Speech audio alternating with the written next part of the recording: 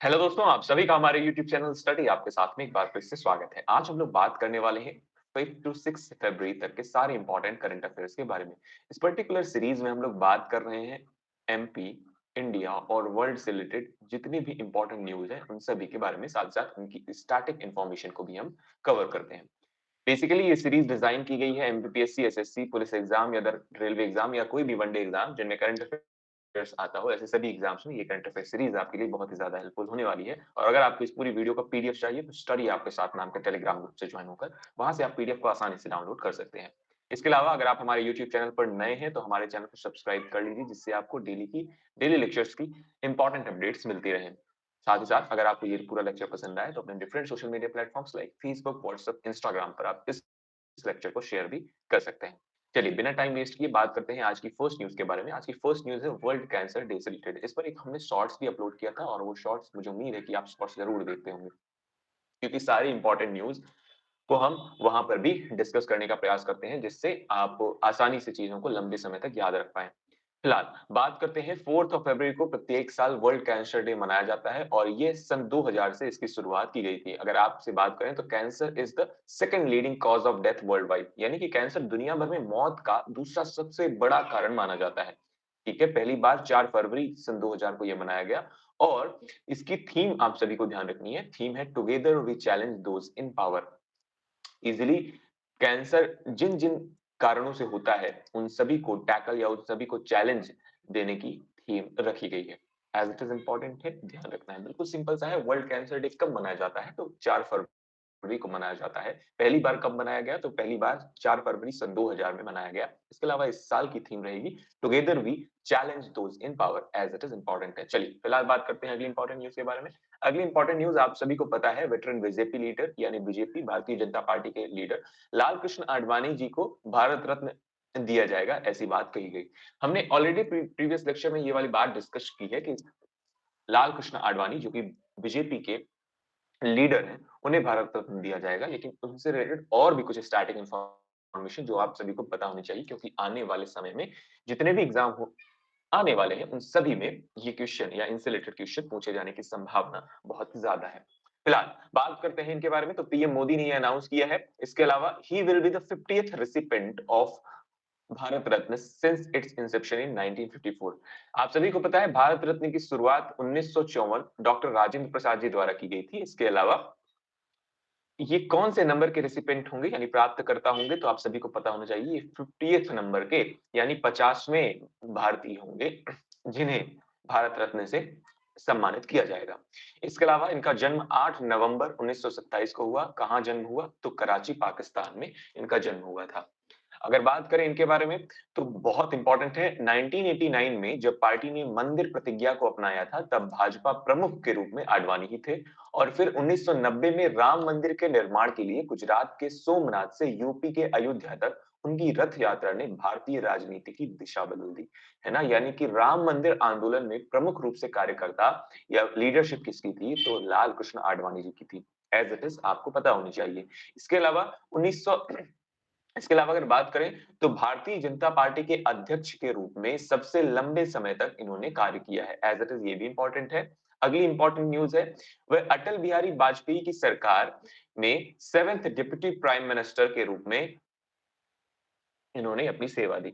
भारत के 7वें उप प्रधानमंत्री थे। ये अपने आप में बहुत इंपॉर्टेंट फैक्ट है जो आपको ध्यान रखना है। स्टार में लगा रहा हूं जो कि एग्जाम पॉइंट ऑफ व्यू से इंपॉर्टेंट होगा। उन्होंने 10वीं और 14वीं लोकसभा के दौरान विपक्ष के नेता यानी कि लीडर ऑफ अपोजिशन में भी नेतृत्व किया है। ये भी इंपॉर्टेंट है। 7वें और 10वें और 14वीं लोकसभा, है ना, 10th और 14th लोकसभा में लीडर ऑफ अपोजिशन रहे थे। ये भी आप सभी को पता होना चाहिए। इसके अलावा 2015 में भारत का दूसरा सबसे बड़ा नागरिक सम्मान पद्म विभूषण से भी इन्हें सम्मानित किया गया। आप सभी को पता है 2015 में पद्म विभूषण इन्हें मिला। ध्यान रखना है, पद्म विभूषण। और इसके अलावा 2024 में इन्हें भारत रत्न मिलने वाला है। Bharat Ratna as it is important है। भारत रत्न की शुरुआत और भारत रत्न से रिलेटेड जितने भी स्टैटिक फैक्ट है हमने प्रीवियस लेक्चर में बहुत ही डिटेल में कवर किए हैं।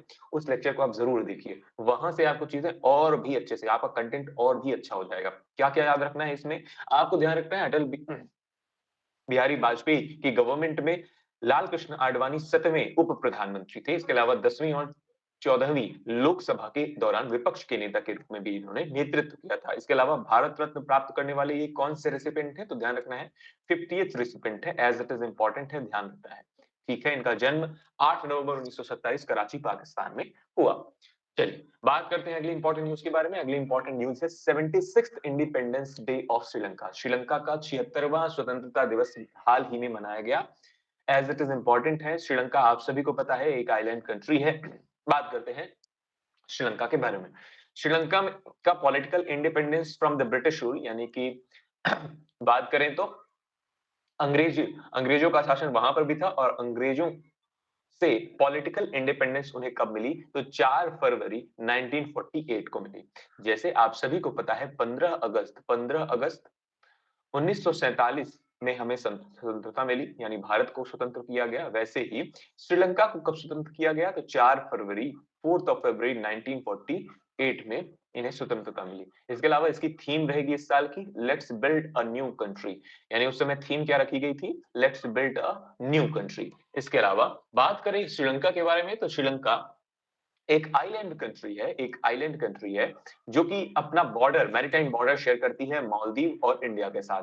इसके अलावा ये इट इज सेपरेटेड, इसे अलग किया गया है इंडियन कॉन्टिनेंट से by the gulf of Mannar and पाक स्ट्रीट। मैं आप सभी को बताऊंगा, ये बेहद इंपॉर्टेंट फैक्ट है। ये जो लास्ट वाला फैक्ट है बेहद इंपॉर्टेंट है, कई बार एग्जाम में पूछा जा चुका है कि श्रीलंका इंडियन सब कॉन्टिनेंट से किस प्रकार से अलग होती है। तो आप सभी को पता होना चाहिए गल्फ ऑफ मन्नार और पाक स्ट्रीट से अलग होती है। मैं वो भी दिखाता हूँ आपको। अगर आप इमेज पर ध्यान से देखें तो ये है आपकी पार्क स्ट्रीट और ये है आपका Gulf of Mannar. As it is बेहद इंपॉर्टेंट है, आप सभी को ये पता होना चाहिए। ठीक है, अच्छे से आप देख लीजिए। अगर बात करें थोड़ा सा श्रीलंका के बारे में, और तो श्रीलंका के बारे में बात करें तो इसका पुराना नाम सिलोन था। ध्यान रखना है, इसका पुराना नाम सिलोन, कई बार प्रश्न में पूछा गया है। एज इट इज एक नॉर्मल सा फैक्ट है। इसके अलावा इसकी कैपिटल है श्री जयवर्धनेपुर कोट्टे, एक लेजिस्लेटिव कैपिटल है, और कोलंबो एग्जीक्यूटिव और जुडिशियल कैपिटल है। यानी श्रीलंका की 2 कैपिटल है। पहली कैपिटल क्या है? तो पहली कैपिटल आप सभी को पता है श्री जयवर्धनेपुर कोट्टे, यहाँ पर आपको देखने को मिल जाएगा। इसके अलावा सेकंड कैपिटल है Colombo executive and judicial capital. इसकी करेंसी है श्रीलंकन रुपी इसकी करेंसी है। इसके अलावा प्राइम मिनिस्टर यहाँ के करंट हैं दिनेश गुनावर्दना। इसके अलावा प्रेसिडेंट है यहाँ के रानिल विक्रम सिंघे, रानी Ranil Wickremesinghe. As it is important है, आप सभी को ये सारे स्टैटिक फैक्ट पता होने चाहिए। फिलहाल इसमें से अगर पूछ लिया जाए कि एसएससी में और अन्य वनडे एग्जाम्स में क्या क्या इंपॉर्टेंट हो सकता है, तो सबसे ज्यादा इंपॉर्टेंट अगर बात करें तो यहाँ का आप पुराना नाम ध्यान रखें, ये इंपॉर्टेंट है। इसके अलावा यहाँ की कैपिटल याद रखें, ये दूसरी बात इंपॉर्टेंट है। ये तो आसानी से आप टैकल कर पाएंगे, श्रीलंकन रुपी यहाँ की करेंसी है। और अगली इंपॉर्टेंट बात आप याद रख सकते हैं, वो है यहाँ के प्राइम मिनिस्टर के बारे में या प्रेसिडेंट के बारे में। कोई एक नाम भी आप याद रखें, दिनेश और रानिल। रानिल क्या है? रानिल प्रेसिडेंट है और दिनेश प्राइम मिनिस्टर है। एज इट इज ये सारी बातें इंपॉर्टेंट है। इसके अलावा यहाँ का नेशनल स्पोर्ट है volleyball. Volleyball as it is important है, ये भी आप ध्यान रख सकते हैं। मुझे उम्मीद है श्रीलंका के बारे में आपको एक बेहद अच्छी तरीके से ओवरव्यू मिल गया होगा। ऐसे ही हम बाकी करंट अफेयर्स को भी कवर करने वाले हैं। अब इसी उपलक्ष्य में, यानी 76th इंडिपेंडेंस डे जब मनाया गया श्रीलंका का, तो भारत की तरफ से इंडियन नेवी ने आईएनएस करंज को भेजा, आईएनएस करंज को कोलंबो भेजा। भारतीय नौसेना की पनडुब्बी आईएनएस करंज श्रीलंका के स्वतंत्रता दिवस समारोह के लिए कोलंबो पहुंची थी। आईएनएस करंज इंपॉर्टेंट है।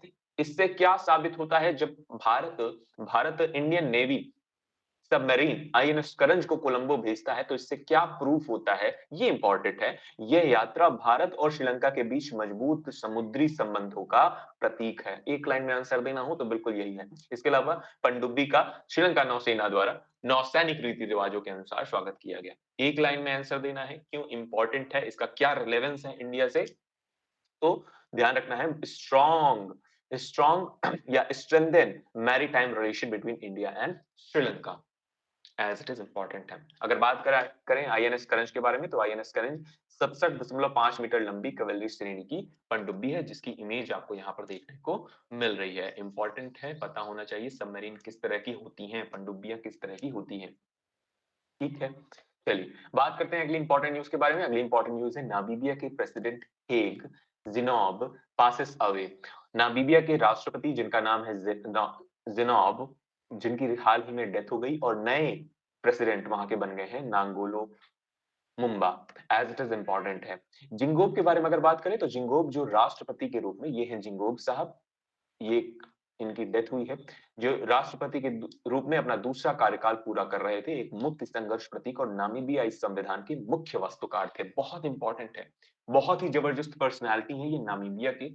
और नामीबिया जो अफ्रीकन कंट्री है, इसके बारे में भी हम लोग डिस्कस करेंगे, लेकिन आप सभी को पता होना चाहिए कि इसके प्रेसिडेंट नामीबियाई संविधान के मुख्य वास्तुकार थे। ध्यान रखना है, ये बहुत ही इंपॉर्टेंट लाइन है, मुख्य वास्तुकार। आप सभी को कमेंट सेक्शन में बताना है, आप सभी को कमेंट सेक्शन में बताना है इंडियन कॉन्स्टिट्यूशन यानी भारतीय संविधान के मुख्य वास्तुकार कौन थे, है ना? चीफ आर्किटेक्ट कौन थे? कहां बताना है? कमेंट सेक्शन में बताना है। इंपॉर्टेंट है, पता होना चाहिए। इसके अलावा नामीबियाई संविधान के मुख्य वास्तुकार जिनका नाम है जिनोब, उनका हाल ही में निधन हो गया और एक्टिंग प्रेसिडेंट वहां के नांगोलो मुम्बा, ये हैं जिनकी इमेज आपको अभी दिख रही है, ये बन चुके हैं वहां के नए president. As it is important है, ये नाम आपको ध्यान रखना है, दोनों नाम ध्यान रखना है, जिनोब जिनकी डेथ हुई है, इसके अलावा नांगोलो जो नए प्रेसिडेंट बन चुके हैं। बात करते हैं नामीबिया के बारे में, तो नामीबिया आप सभी को देखने को यहाँ पर मिल रहा है, ये है नामीबिया, ठीक है। और नामीबिया की कैपिटल है विंडहोक, नामीबियन डॉलर यहाँ की करेंसी है। नामीबिया साउथ वेस्ट अफ्रीका की एक कंट्री है जो कि नामिब डिजर्ट से अलग करती है अटलांटिक ओशन कोस्ट, ठीक है। इसके अलावा Namib desert is a cold arid coastal desert, यहाँ पर आपको एक डेजर्ट भी देखने को मिलेगा जो कि नामिब ही नाम करते हैं। अगली इंपॉर्टेंट न्यूज के बारे में, अगली इंपॉर्टेंट न्यूज है Abhinav Bindra selected as a torch bearer for 2024 Paris Olympic. आप सभी को ये वाली बात पता है, पेरिस मतलब अगला ओलंपिक जो है, अगला ओलंपिक यानी कि 2024 का ओलंपिक कहाँ होने वाला है, तो पेरिस में होने वाला है, ये वाली बात आप सभी को पता है। यहाँ पर भारत की ओर से टॉर्च बियरर कौन है, तो टॉर्च बियरर इस साल अभिनव बिंद्रा साहब हैं, ये वाली बात आपको पता होनी चाहिए। अभिनव बिंद्रा पहले ऐसे खिलाड़ी हैं जिन्होंने ओलंपिक में भारत की ओर से गोल्ड मेडल भारत को दिलाया था। बहुत इंपॉर्टेंट है, ध्यान रखना है इनका नाम, ये बहुत जबरदस्त पर्सनालिटी है, ठीक है। चलिए बात करते हैं अभिनव बिंद्रा जी के बारे में। Abhinav Bindra India's first individual gold medalist at the Olympic games. मैंने बताया आपको ओलंपिक गेम्स में पहली बार भारत को गोल्ड मेडल किस प्लेयर ने दिलाया, तो वो है अभिनव बिंद्रा। इसके अलावा he clinched the gold medal in the men's 10 metre air rifle event in the Beijing Olympic games in 2008। 2008 के बीजिंग ओलंपिक में उन्होंने ये गोल्ड मेडल दिलाया था, ये एक शूटर। इसके अलावा इस बार ये ओलंपिक टॉर्च रिले में पार्टिसिपेट करने वाले हैं जो कि 16 अप्रैल से 26 जुलाई तक ये ओलंपिक चलने वाला है उसमें। इसके अलावा Olympic torch relay is a ceremonial event that involves carrying the Olympic flame from Olympia Greece to the site and Olympic games. बिल्कुल सिंपल सी बात है, कहां से लिया गया है वो ओलंपिक जो मशाल है ना, वो मशाल कहां से ली गई है, तो ओलंपिया ग्रीस से ली गई है। इसके अलावा पेरिस ओलंपिक शेड्यूल होने वाला है 26 जुलाई से लेकर 11 अगस्त तक। बिंद्रा के बारे में अगर बात करें तो Bindra is a member of athlete commission of the international Olympic committee, ये वाली बात भी आप ध्यान रखेंगे कि बिंद्रा साहब जो हैं ये इंटरनेशनल ओलंपिक कमेटी का जो एथलीट कमीशन है उसके मेंबर भी ये हैं भारत की ओर से, एज इट इज इंपॉर्टेंट है। चलिए बात करते हैं अगली इंपॉर्टेंट न्यूज के बारे में। अगली इंपॉर्टेंट न्यूज है वुमेन रोबोट एस्ट्रोनॉट जिसका नाम क्या है, Vyom Mitra will fly into space ahead Gaganyaan mission. आप सभी को पता है गगनयान मिशन 2025 में भेजा जाने वाला एक मैन्ड मिशन है, यानी इंसानों को, यानी वैज्ञानिक साइंटिस्ट जाएंगे कहां पर, अंतरिक्ष में जाने वाले हैं। ऐसा मिशन है Gaganyaan mission. Gaganyaan mission as it is important है, मैन्ड मिशन है, इंडिया का मैन्ड मिशन है जो कि 2025 में भेजा जाने वाला है। इसके अलावा अगर बात करें गगनयान मिशन के बारे में, तो गगनयान मिशन से पहले व्योम मित्रा जो कि वुमेन रोबोट एस्ट्रोनॉट है, इसे भेजा जाएगा अंतरिक्ष में, ये इंपॉर्टेंट है। व्योमित्रा की अगर बात करें तो व्योमित्र का नाम डिराइव किया गया है from the two Sanskrit word Vyom यानी कि मतलब स्पेस और मित्र मतलब फ्रेंड, बिल्कुल सिंपल सा है। This female robot astronaut is equipped with the capability of motor module parameter issue alert and execute life support operation, यानी कि इस महिला रोबोट अंतरिक्ष यात्री में बहुत सारे मॉड्यूल पैरामीटर्स लगाए गए हैं जो कि निगरानी रखेंगे, अलर्ट जारी करने का काम करेंगे, साथ ही साथ लाइफ सपोर्ट ऑपरेशन भी वहां पर एग्जीक्यूट कर पाएंगे ऐसी सारी कैपेबिलिटीज इस व्योम मित्र में डाली गई है, क्योंकि ये एक रोबोट है। आप सभी को पता होना चाहिए, ये एक रोबोट है ना? इंसान की तरह दिखने वाला एक रोबोट है, जिसे अंतरिक्ष में भेजा जाएगा गगनयान मिशन से पहले, है ना? टेस्टिंग की जाएगी। क्या वहाँ पर वैज्ञानिक जाकर सुरक्षित रह सकते हैं या सुरक्षित वापस लौट सकते हैं? ऐसी सारी पॉसिबिलिटीज़, क्योंकि आप सभी को पता है अंतरिक्ष में जाना बहुत आसान है, वापस आना बहुत मुश्किल है ना? जाना एक बार के लिए आसान है कंपैरेटिव टू लौटना। इस वजह से व्योम मित्र की टेस्टिंग की जा रही है। व्योम मित्र बनाया गया है, एक वूमेन रोबोट एस्ट्रोनॉट है, जिसे गगनयान मिशन से पहले भेजा जाएगा। गगनयान मिशन 2025 में भेजा जाने वाला है। यह एक मैन्ड मिशन है।